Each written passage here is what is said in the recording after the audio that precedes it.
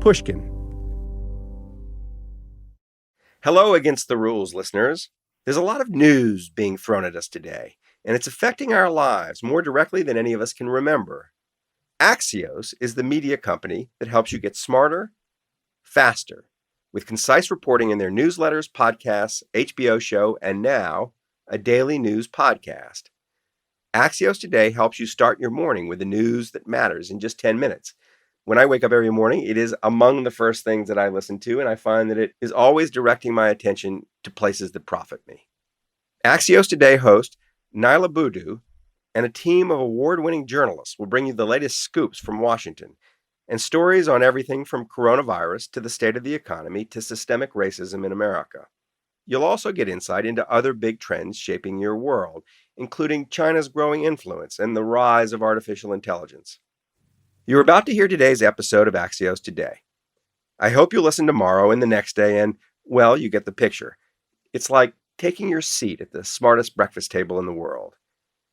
You can find the show on Apple, Spotify, or wherever you get your podcasts. Brought to you by Axios and Pushkin Industries. Now, here's Axios Today. Today's episode is brought to you by Goldman Sachs. Good morning. It's Tuesday, June 23rd. Welcome to Axios Today. I'm Niala Boodhoo. Here's our promise to you. We'll make you smarter about your day if you just give us 10 minutes of your time every weekday morning.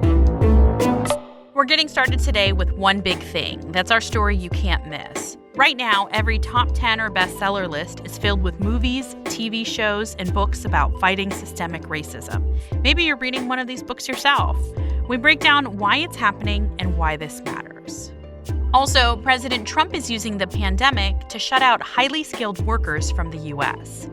But first, the sudden, rapid, and mass consumption of race-conscious media is today's one big thing. Explaining it all is Sarah Fisher. She covers media for Axios. So, Sarah, we saw, for example, demand for the TV show Dear White People went up 329% on Netflix. Justice. Guys, you know what this is? This is racism. Yeah, I thought President Obama fixed all that. Where else are we seeing this kind of trend? Yeah, we are seeing it with other shows on Netflix for a brief period of time. Another show, When They See Us, was also up 147%. Spike Lee's newly released film, Da 5 Bloods, has gotten increased attention because it's been included in Netflix's Black Lives Matter collection. One thing, too, to keep in mind is that it's not just about the content that's in demand, but the content that's being rejected. Notice that a lot of TV shows that highlight police brutality, like Live PD or Cops, are being canceled. HBO Max had to temporarily suspend Gone with the Wind until it figured out how it was going to reintroduce it with more context. Media companies aren't just going to be held accountable for what they don't air, but also for what they choose to air as well. Some of this is content that's being put in front of us, whether we flip on Netflix or Amazon or Spotify, and they're suggesting this to us. How much of this is propelled by platforms that are pushing this or making it more visible? Excellent question. I mean, on the TV and movies front, I think platforms are largely responsible for putting this in front of consumers. If Netflix didn't create that Black Lives Matter channel, I don't know that enough people would have been able to search through its vast library of titles to find things that spoke to this moment. And same thing goes for music that's distributed on various platforms, etc. But at the same time, I also think that platforms figure out what type of content to inform by what people are organically sharing on social media and what's going viral. So an example of that, Childish Gambino's 2018 hit, This Is America. This is America. Don't got you slipping up. There have been remixes of that going viral on TikTok. And so that might be a signal to Spotify that this is a song that we should be adding to our curated lists about the movement because it's something users really care about. So I'd say half of it is, yes, platforms making editorial decisions to push things to people, but it's also people making decisions at the ground level, at the grassroots level about what is resonating with them, what speaks to this moment for them, and that's pushing platforms to pay attention. As we see more people asking for it, does that even create a space for more representation, more diversity? As companies are seeing this is more mainstream, to have more, and I'll just be very specific, to have more Black artists, to have more Black TV shows. Like I'm thinking of like Blackish. Blackish is coming back earlier this fall, right?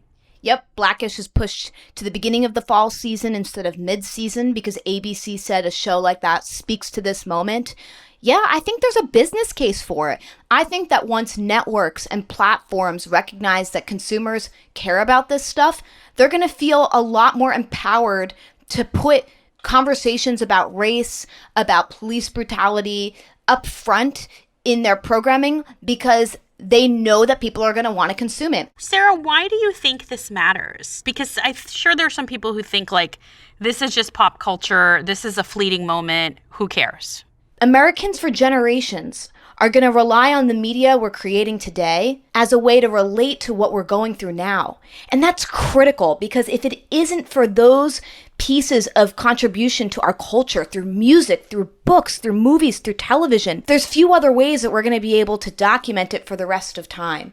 You know, sure, news articles can last a few weeks, maybe tops, but a good song, I mean, that could last decades.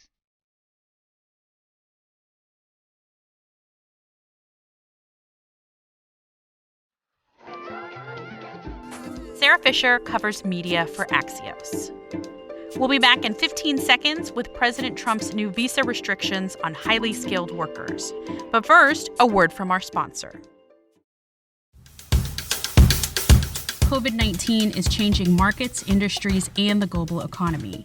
You can hear the latest insights from Goldman Sachs experts and thought leaders at gs.com/COVID-19 or on any of your favorite podcast platforms.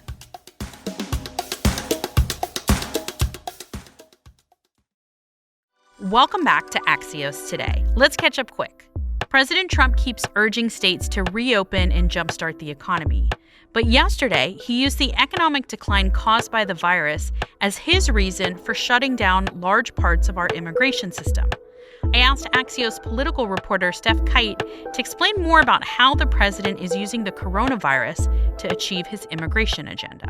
This is actually the second time that President Trump has used the coronavirus in order to introduce some temporary restrictions on what immigrants are allowed to come into the country and which ones are not allowed to come in anymore. So these current restrictions are in regards to H-1B visa holders? So the original ban did not include H-1B holders. It only applied to different kinds of immigrants who are coming on permanent visas. But this time, not only did Trump extend the original order, which impacted green card applicants, but he also added restrictions for immigrants who are coming on short-term work visas, including H-1B visas, which are really relied on in the tech industry in the U.S.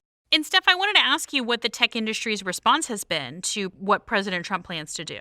Yeah, the response from many tech companies has not been great because they really do rely on these immigrants in a lot of ways. These are high-skilled immigrant visas, and so they're looking to other countries to find specific specialties in really high-skilled jobs. And so companies like Google and Twitter and Amazon have all come out and opposed the president's latest restrictions on their ability to get those workers into the U.S. and working for their companies. And Steph, do we have any idea what impact this may have on our economy if these workers are not allowed to be a part of it? Well, a lot of people think it's not going to be great. Even, Republican Lindsey Graham said in a Twitter thread that he thinks this could have a negative impact on the economy because not only do these restrictions impact H-1B visas, they also impact other visas, which include some lower level jobs that are also sometimes hard for U.S. companies to fill and that the U.S. economy really does rely on. And the Trump administration estimates that this could impact 525,000 jobs. And according to the Trump administration, they think that means that, well, now that's 525,000 jobs that Americans can take. But in another sense, many companies might struggle to fill those jobs. And that's why this matters, Steph. I think the bottom line is even as the Trump administration is urging states to reopen, they're still using the coronavirus as a tool to continue to crack down on immigration. And one thing I'm looking for is how long these kinds of restrictions are going to be renewed and kept in place. Steph Kite is on Axios' politics team.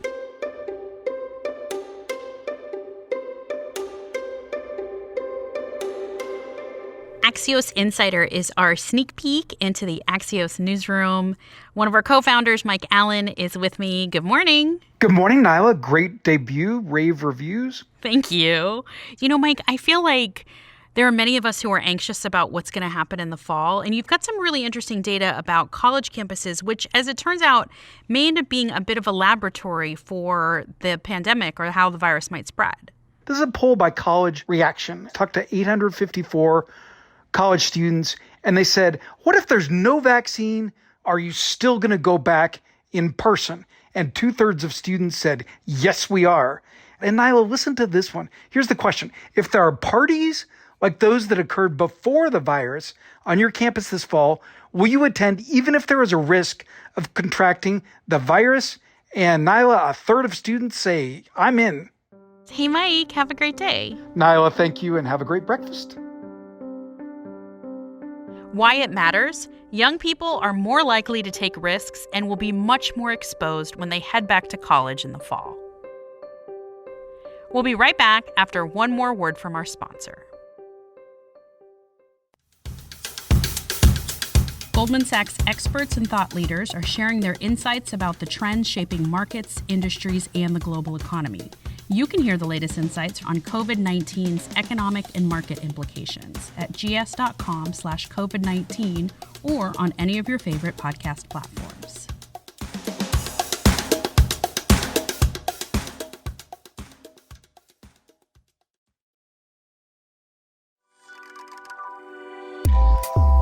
Thanks for listening. Axios Today is brought to you by Axios and Pushkin Industries, and special thanks to Felix Salmon for bringing Axios and Pushkin together.